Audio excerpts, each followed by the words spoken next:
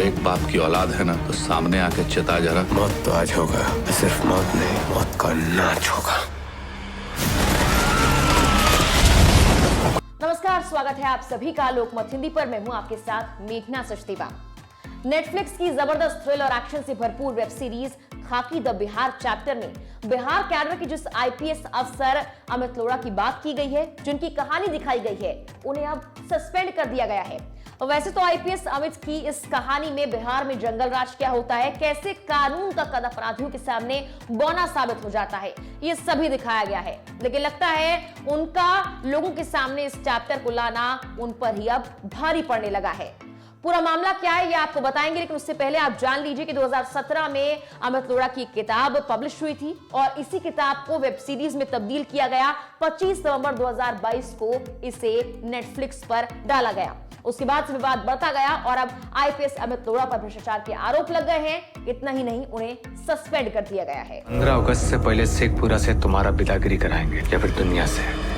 जयराम जी। IPS Amit ने न सिर्फ बिहार के माहौल को बदलने की कोशिश की, बल्कि अपनी वेब सीरीज के जरिए बिहार के बारे में बहुत कुछ दिखाने की कोशिश भी की है। दिल्ली आईआईटी से ग्रेजुएट, पहली ही बारी में यूपीएससी क्रैक किया आईपीएस अमित ने। 1998 बैच के आईपीएस अधिकारी और बिहार के टॉप अफसर में से एक है आईपीएस अमित लोढ़ा और इन्हीं की किताब द बिहार डायरीज 2017 में पब्लिश हुई।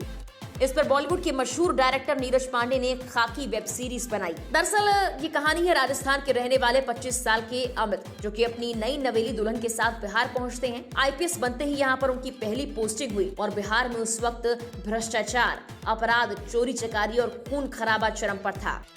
वहां पर पहुंचकर आईपीएस ने इस माहौल को सबसे पहले बदलने की कोशिश की और अपनी सूझबूझ से कई बड़े काम किए। उन्होंने चंदन महतो को जेल पहुंचाया। इसके बाद उनकी पोस्टिंग शेखपुरा, बेगूसराय और मुजफ्फरनगर तक होती रही। अमित धीरे धीरे बिहार के सिंघम बनते गए और अपराध के दलदल में फंसते छोटा जात के चंदन महतो अपराध की राजधानी के नए किंग बनते गए और आखिर में अमित लोढ़ा और चंदन महतो आमने सामने आ गए। आखिरकार चंदन महतो का अंत हुआ।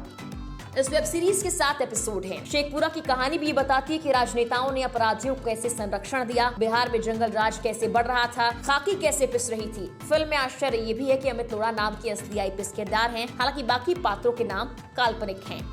जहां इस फिल्म में आईपीएस अफसर का एडवेंचर, उनका साहस दिखाया गया है, उनकी सूझबूझ के बारे में बताया गया है, वहीं पुलिस की नौकरी कितना रिस्क लेकर लोग करते हैं ये भी दिखाया है। शासन प्रशासन कैसे जरूरत के हिसाब से उनकी ट्रांसफर पोस्टिंग करता है, इसे भी उजागर करने की कोशिश की गई है। हालांकि इस वेब सीरीज के सामने आने के बाद आईपीएस अमित की मुश्किलें बढ़ती गई और अब आरोप ये है कि उनकी ब्रांडिंग के लिए इस वेब सीरीज को बनाया गया। आईपीएस अमित के ऊपर निजी स्वार्थ के लिए वित्तीय अनियमितता का भी आरोप था, जिसके बाद मामले की जांच हुई। एसपीयू के अनुसार पुलिस मुख्यालय और वरीय प्राधिकार की तरफ से समीक्षा की गई। निगरानी विभाग से मिले आदेश के बाद 7 दिसंबर को अमित के खिलाफ प्रिवेंशन ऑफ करप्शन और आईपीसी एक्ट की धाराओं के तहत एफआईआर दर्ज की गई।